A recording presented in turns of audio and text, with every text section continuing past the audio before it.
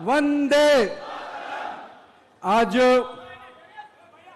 United Warangal district के पूरे अपने ऊर्जावान कार्यकर्ताओं के बीच में कार्यक्रम में उपस्थित होने का मौका मिला है। इसके लिए मैं सभी कार्यकर्ताओं के अपने बूथ अध्यक्ष से लेकर बूथ की पूरी टीम, मंडल का मेरा अध्यक्ष, मेरे पार्टी का ऊर्जावान कार्यकर्ताओं को प्रणाम करता हूं, आप सबका अभिनंदन करता हूं। मेरे प्रिय सभी मेरे युवा साथी, मेरी मातृशक्ति, मेरे अभिभावकगण, आज के इस कार्यक्रम में उपस्थित भारतीय जनता पार्टी के प्रदेश के अध्यक्ष एन रामचंद्र राव जी, हमारे केंद्रीय मंत्री आदरणीय जी किशन रेड्डी जी, हमारे केंद्रीय मंत्री बंडी संजय कुमार जी, हमारे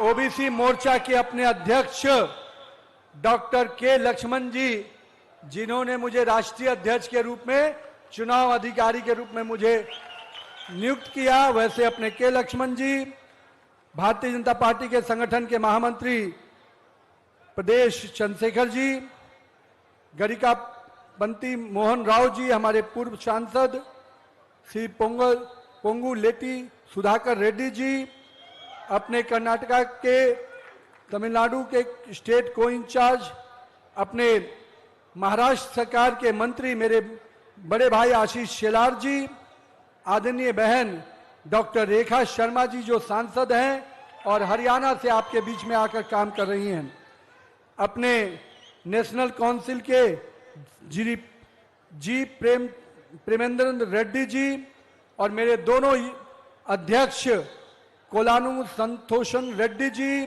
और श्री गंता रवि कुमार जी, मैं अपने दोनों इन अध्यक्षों को भी और जोरदार स्वागत करें अपने पार्टी के सभी बूथ अध्यक्षों का कि आप सबके माध्यम से भारतीय जनता पार्टी का जो कमल का निशान है, अगर आज पूरे देश में स्थान पा रहा है तो वो आप कार्यकर्ताओं के मेहनत और परिश्रम से कहीं ना कहीं आज भाजपा का कीर्तिमान पूरे देश और दुनिया में लहरा रहा है। मित्रों, आज मैं भारतीय जनता पार्टी के उस ऊर्जा के साथ बैठा हूं जिसकी ताकत से, जिन बूथ अध्यक्षों और बूथ के कार्यकर्ताओं की ताकत से हम सभी नरेंद्र मोदी के नेतृत्व में 2047 के विकसित भारत के सपने को साकार करने के लिए लगातार लगे हुए हैं। मित्रों, आज के दिन मैं अपने लौह पुरुष सरदार वल्लभ भाई पटेल को जरूर याद करना चाहता हूं, क्योंकि उनको नमन करता हूं।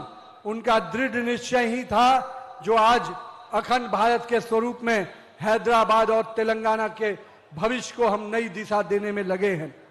मैं आज के दिन अपने उन वरिष्ठ नेताओं का भी अभिनंदन करता हूं और उन कार्यकर्ताओं का भी श्रद्धापूर्वक नमन करता हूं जिन्होंने इस तेलंगाना के राज्य के गठन के लिए समर्पण भाव से, संकल्प के भाव से काम किया और तेलंगाना का सपना पूरा करने में आप लगे हैं। मित्रों, तेलंगाना से भारतीय जनता पार्टी का रिश्ता संघर्षों का रहा है, ऐसा रिश्ता जो यहाँ की जनता के विश्वास के साथ है।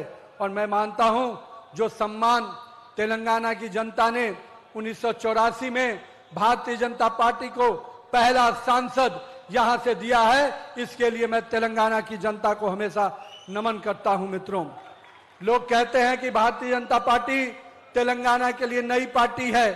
मैं उन लोगों को बताना चाहता हूं, भाजपा का स्थापना 1980 में हुआ और अपने पहले ही चुनाव में तेलंगाना में, पूरे देश में भारतीय जनता पार्टी को 2 सीटें मिले थी, उसमें से 1 सीट तेलंगाना की जनता ने भाजपा को दिया था। मित्रों, और मैं आज तेलंगाना की उस वीर भूमि पे खड़ा हूं जो वारंगल, कहीं ना कहीं मैं मानता हूं हनम कोडा का जो ये भाजपा को सीट गया था, वो सीट कहीं ना कहीं हम सब के लिए संकल्प का विषय है। मैं आज भारतीय जनता पार्टी के उन सभी कार्यकर्ताओं से आज मिलने आया हूं। तेलंगाना की जनता के जो अटूट विश्वास नरेंद्र मोदी के नेतृत्व में लगातार हमारी सरकार को मिल रहा है, मैं चाहता हूं कि तेलंगाना की जनता और आप कार्यकर्ताओं के संघर्ष और परिश्रम के बल पर हम तेलंगाना में भी डबल इंजन की सरकार 2028 में लाने का संकल्प लेंगे मित्रों। आइए हम तेलंगाना को एक ऐसी सरकार देंगे जो राष्ट्रवाद के विचारों से खड़ा होगा और जिसकी जड़ें हमारी भारतीय संस्कृति और जो हमारी विचार रही है उस विचार और संस्कृति से हम तेलंगाना के विकास को नया आयाम देंगे मित्रों। आज जब हम तेलंगाना के गठन की बात करते हैं तो मुझे हमेशा इस बात का याद रहता है कि जब तेलंगाना का गठन हो रहा था तो भारतीय जनता पार्टी ने लाभ हानि की चिंता नहीं की, उस समय की राजनीतिक परिस्थिति की चिंता नहीं की, चिंता की तो तेलंगाना की जनता की भावना की चिंता की और तेलंगाना के निर्माण के लिए हमारे कार्यकर्ताओं ने संघर्ष किया, बलिदान दिया और तेलंगाना के राज्य के गठन में संसद के पटल पर भी हमारी नेत्री आदरणीय सुषमा स्वराज जी ने जो आवाज बुलंद किया, उस आवाज के साथ तेलंगाना का निर्माण का सपना पूरा हुआ है मित्रों। लेकिन मैं मानता हूं जिस सपने के साथ तेलंगाना की सरकार बनी थी, तेलंगाना को एक अलग राज्य का दर्जा मिला था, कहीं वो सपना अभी कहीं न कहीं खो गया है। और मैं मानता हूं इन भ्रष्टाचारियों के और इन परिवारवादी पार्टियों के चक्कर में तेलंगाना का सपना कहीं ना कहीं खो गया है। उस सपने को फिर से जागृत कर तेलंगाना के लोगों के विकास के लिए निश्चित रूप से हम संकल्प के साथ आगे बढ़ेंगे मित्रों।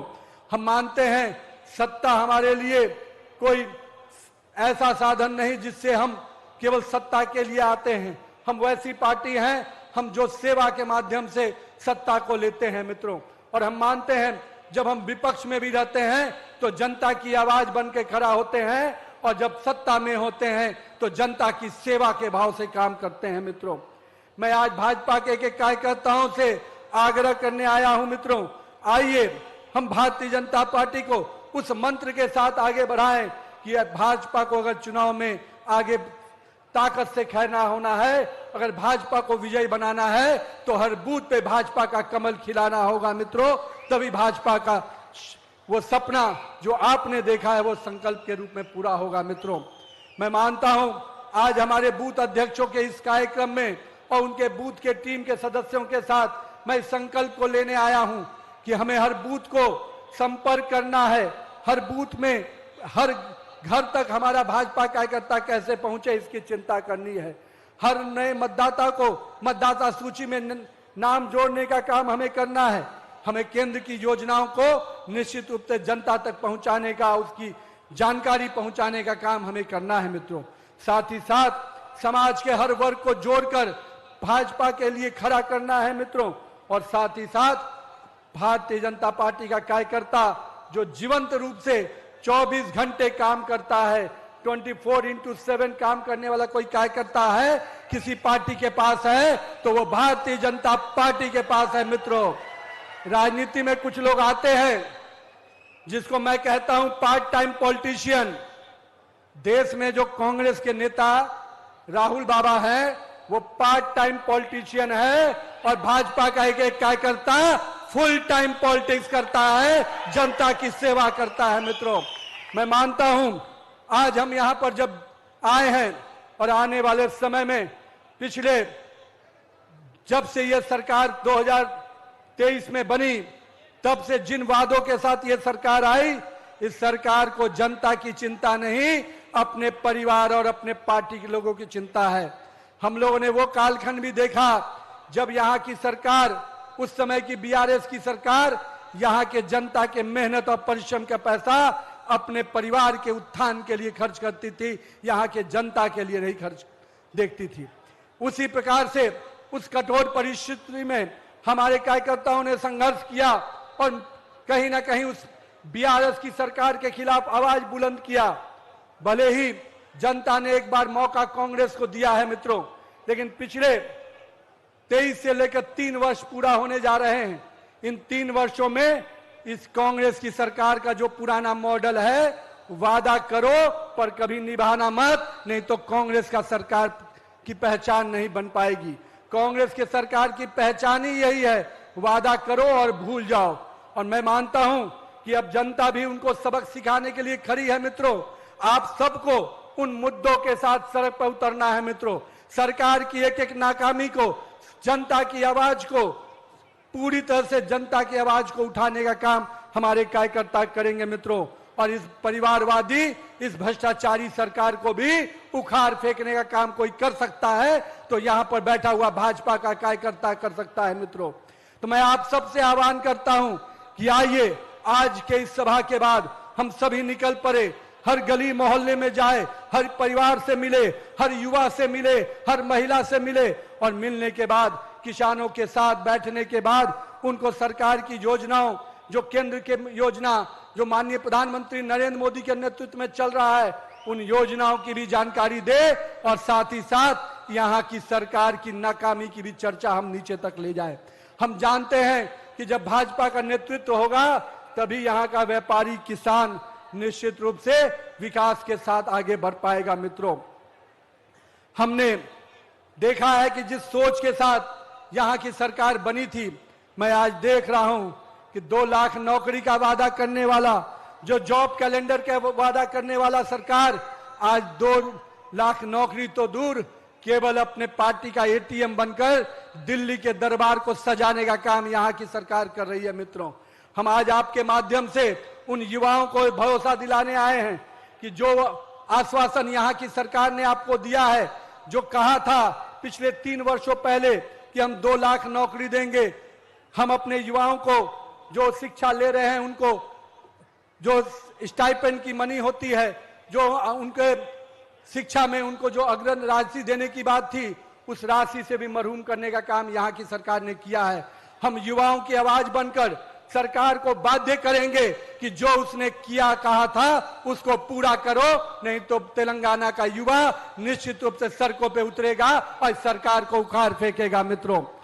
मैं आज उन युवाओं को भरोसा दिलाने आया हूं, उन अपने महिलाओं को भरोसा दिलाने आया हूं, उन किसान भाइयों को भरोसा दिलाने आया हूं कि भारतीय जनता पार्टी की सरकार जो नरेंद्र मोदी के नेतृत्व में आपके लिए काम करती है, आने वाले समय में आपके संघर्षों के साथ, आपके विश्वास को जीतते हुए 2028 में Bharatiya Janata party double engine की सरकार बनाएगी और हमने कार्यकर्ताओं का संघर्ष आगे बढ़ेगा मित्रों।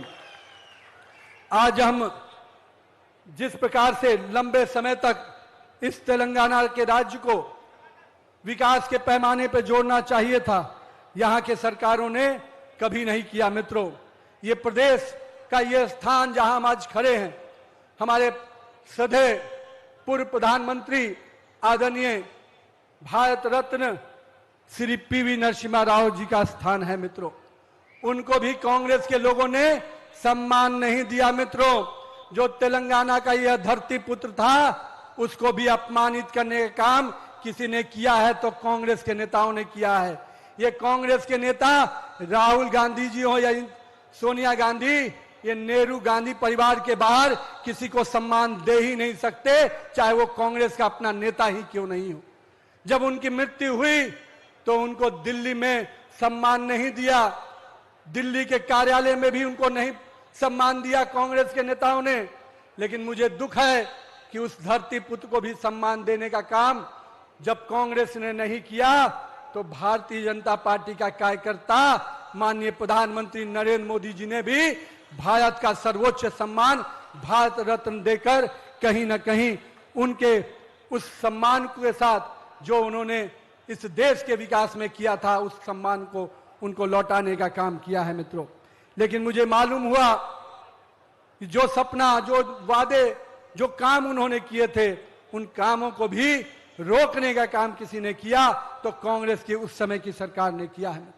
भारतीय जनता पार्टी आज अपने साथियों के माध्यम से स्पष्ट रूप से कहती है कि हमारी पहचान उन परिवारवादियों की नहीं है, हम राष्ट्रवाद के विषय पर विश्वास करते हैं, हम तुष्टीकरण पे नहीं, हम सबका साथ, सबका विकास, सबका विश्वास और सबके प्रयास पर विश्वास करते हैं। और हम वोट बैंक के लिए नहीं, हम विकास की राजनीति पर विश्वास करते हैं। और कहीं ना कहीं नरेंद्र मोदी का जो नेतृत्व है, जिसने आज पूरे देश और विश्व में भारत को एक अलग पहचान दिलाई है, आज उस नेतृत्व के साथ भारत आगे बढ़ रहा है मित्रों।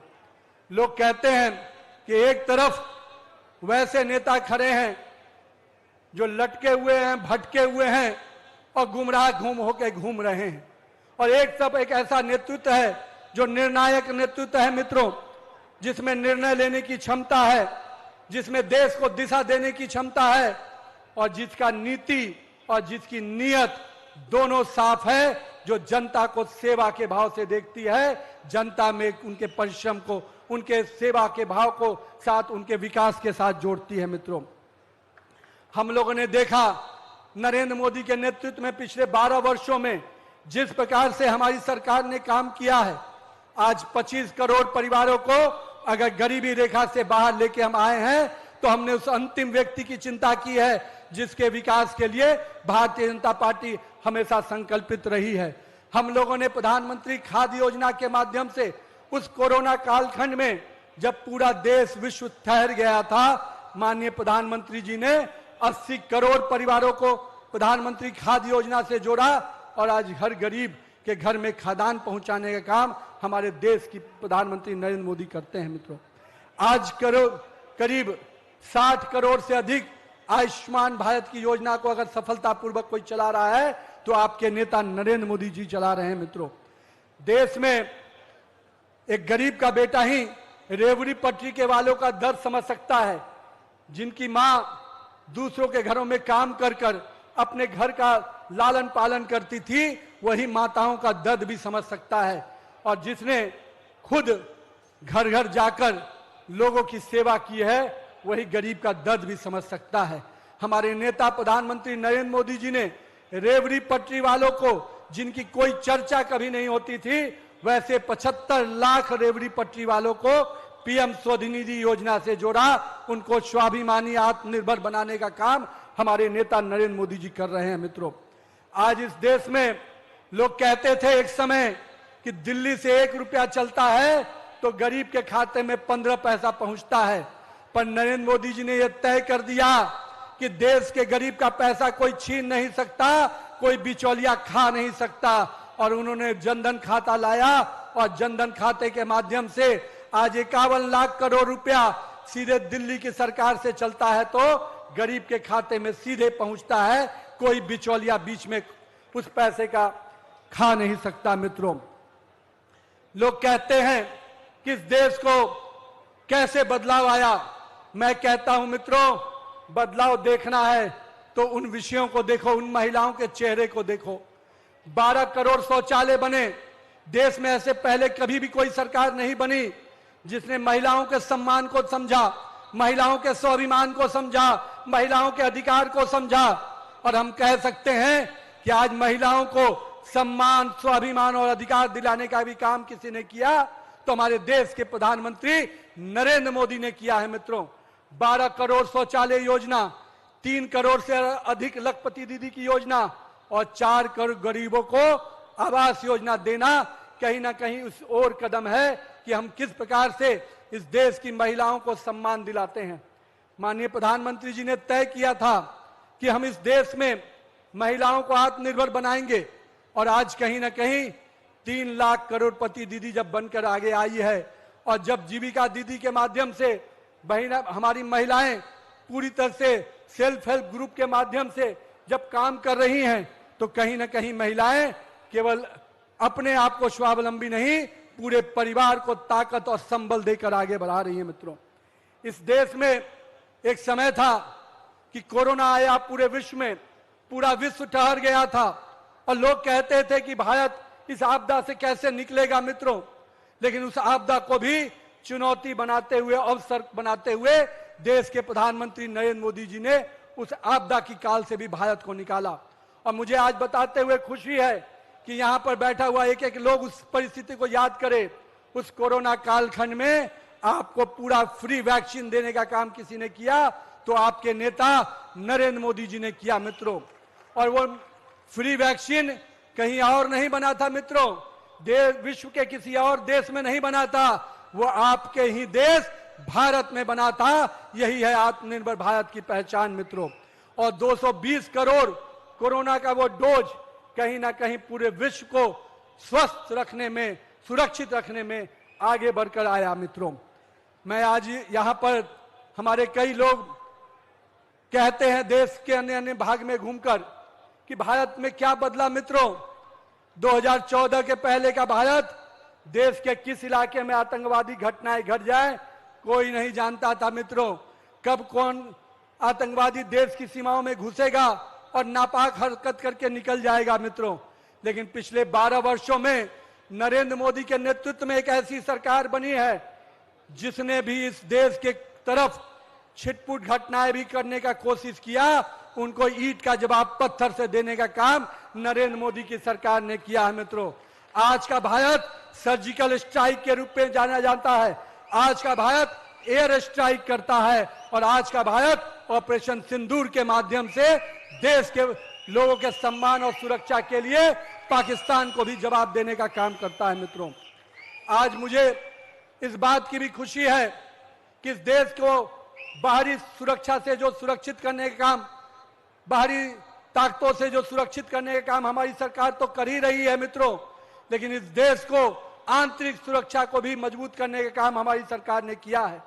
और देश में नक्सल की समस्याओं को, जिसका साक्षी ये राज्य भी था, उसको पूरी तरह से मुक्त करने का काम देश के प्रधानमंत्री नरेंद्र मोदी के नेतृत्व में हमारे गृह मंत्री अमित शाह जी ने करके दिखाया है मित्रों। और हमने पूरे देश से नक्सल की उस समस्याओं को पूरी तरह से खत्म किया है। लेकिन हम मानते हैं कि जो जिस भी राज्य में जाइए, जिस भी देश में जाइए, उस देश और राज्य की विरासत और उसकी संस्कृति उसके भविष्य के निर्माण के लिए संकल्प होती है। लेकिन हमारे देश में पूर्व की सरकारों ने भारतीय संस्कृति, भारतीय धरोहर की चिंता नहीं की मित्रों। उसकी भी चिंता किसी ने की तो देश के प्रधानमंत्री नरेंद्र मोदी जी ने की है। आज अगर हम कहते हैं काशी विश्वनाथ कॉरिडोर, हम कहते हैं कि महाकाल का वो स्थान जिसको आज पुनर्जीवित किया गया, और हम कहते हैं कि प्रभु श्री राम का अयोध्या में पवित्र मंदिर किसी ने बनाया और उसको भव्य रूप दिया, तो हमारे नेता आदरणीय प्रधानमंत्री नरेंद्र मोदी जी ने दिया है। मैं आज इसलिए इस बात को करने आया हूं मित्रों। आज भारत पुनर्विकास के उस दौर में अपनी भारतीय संस्कृति की चेतना के साथ, आत्मविश्वास के साथ आगे बढ़ रहा है। आज का भारत वो भारत है जो कश्मीर के लाल चौक पर भी तिरंगा लहराते हुए दिखता है। आज का भारत अपने तिरंगे के सम्मान के साथ कोई समझौता नहीं करता मित्रों।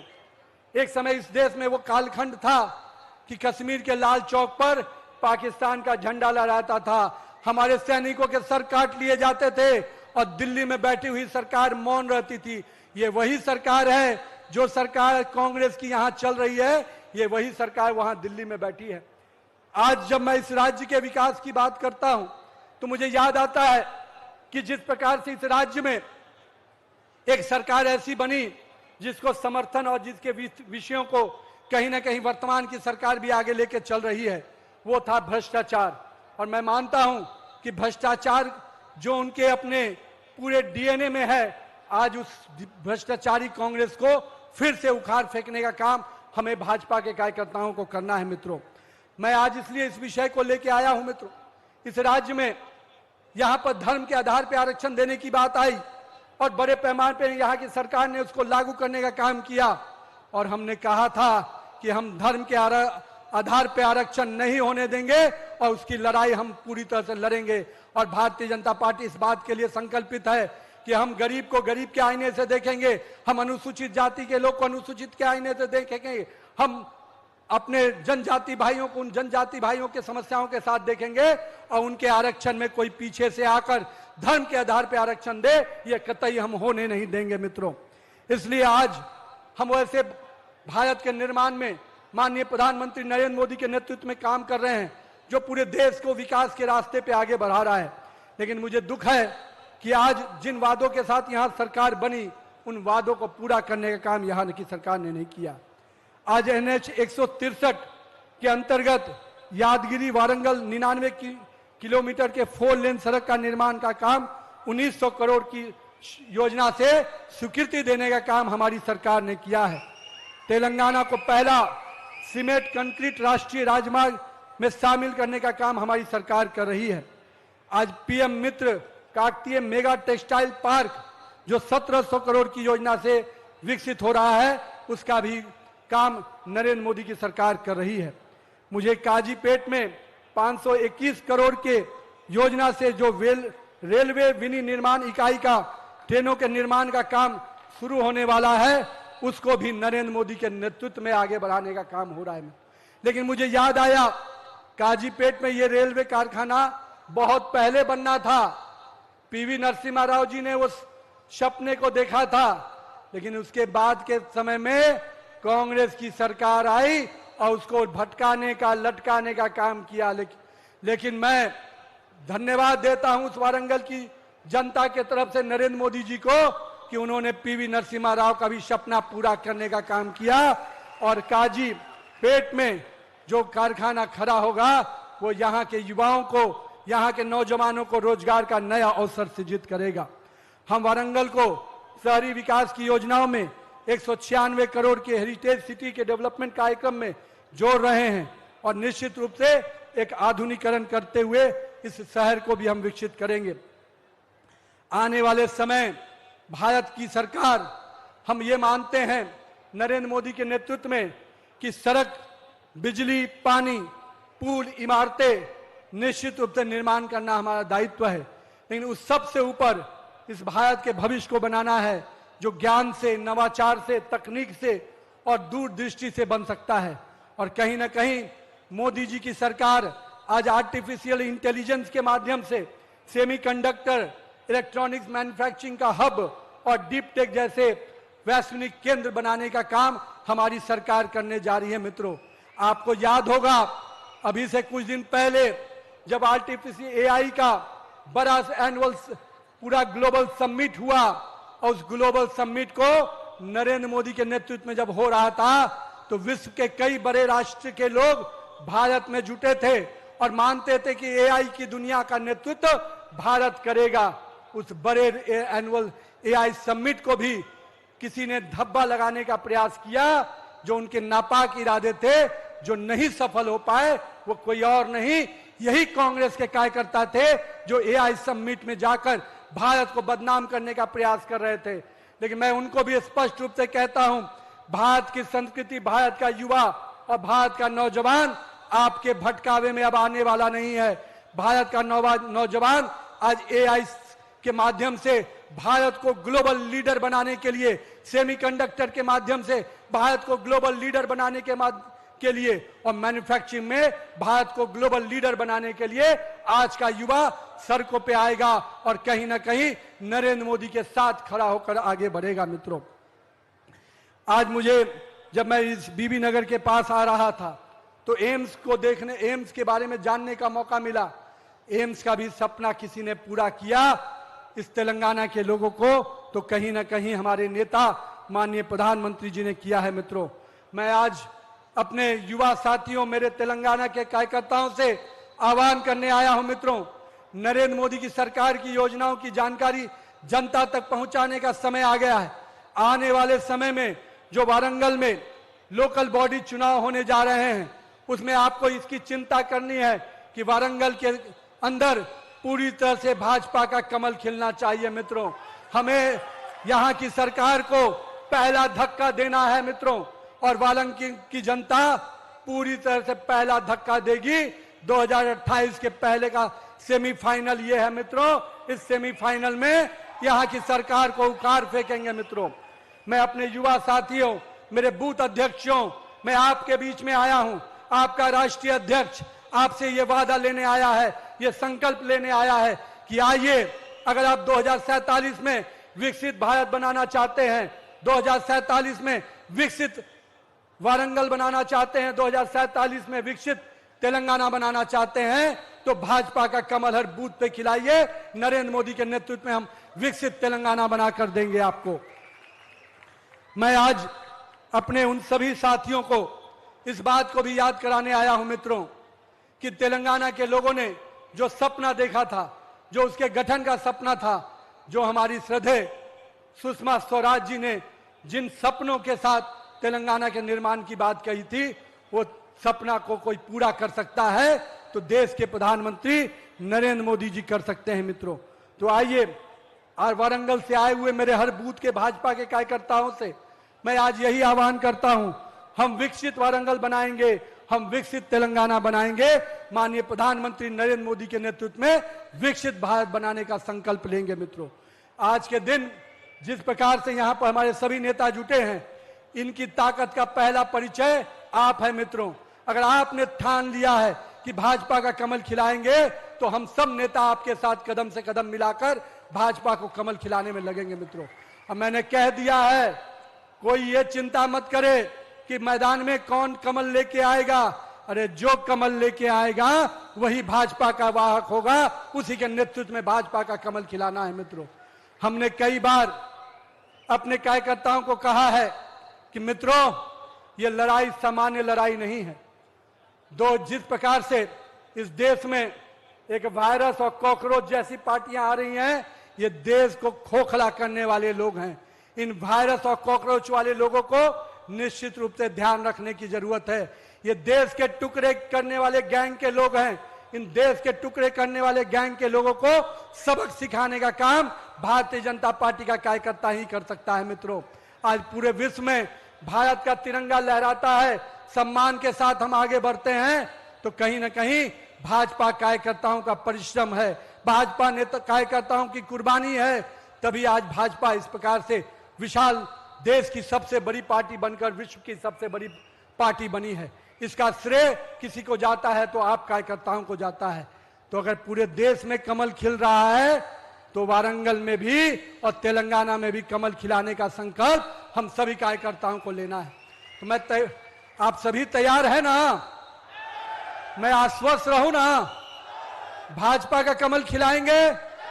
नरेंद्र मोदी के नेतृत्व में वारंगल और तेलंगाना में भाजपा का नेतृत्व वाली सरकार बनाएंगे। तो जोर से नारा लगाइए मेरे मित्रों, दोनों हाथ उठाकर, भारत माता की, भारत माता की, वंदे वंदे वंदे, जय श्री राम, जय श्री राम, जय वारंगल, जय तेलंगाना।